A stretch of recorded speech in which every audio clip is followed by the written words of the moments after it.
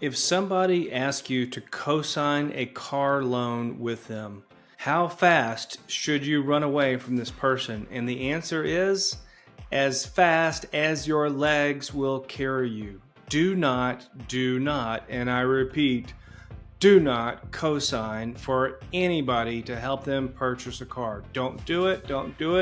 No. What's the worst thing that can happen?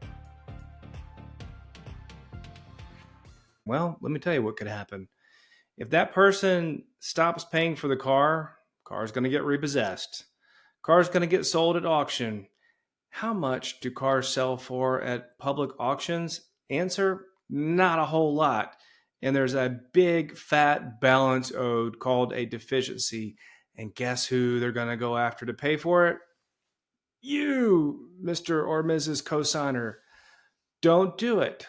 It's a terrible idea. I usually see situations where it's almost always a grandmother and the sweet grandson says, "Oh, grandma, I can't get a car. I can't get no car unless all I got to do is just let me borrow your credit. I swear I'll make every payment. I promise I will." And then what happens? They get fired, they do something stupid, or worse, they just don't give a crap and they decide they don't want the car anymore. Well, now grandma is left holding the bag. Well, a lot of people say, no problem. Worst case scenario, I'm just going to file the magic Chapter 7 and wipe it all out. Problem is, grandma owns a house with a lot of equity. Guess what? We're going to pay back every single dime of the car note that got repossessed because we co-signed.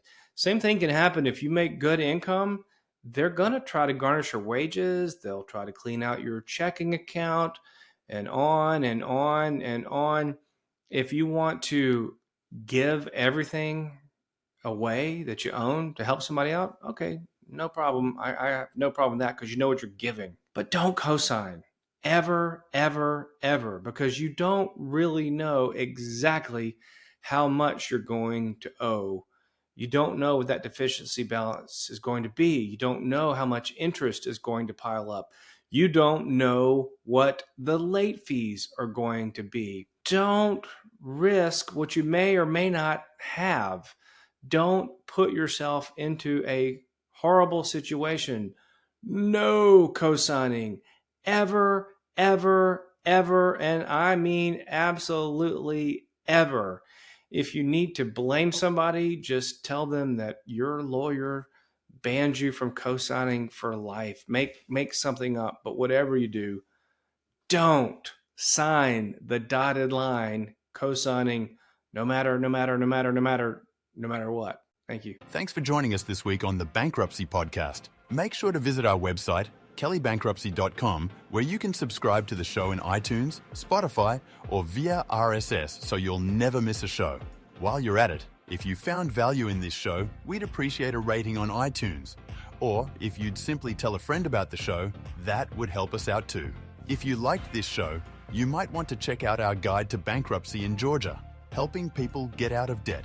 Available at kellycanhelp.com/welcome. Be sure to tune in next week for our next episode.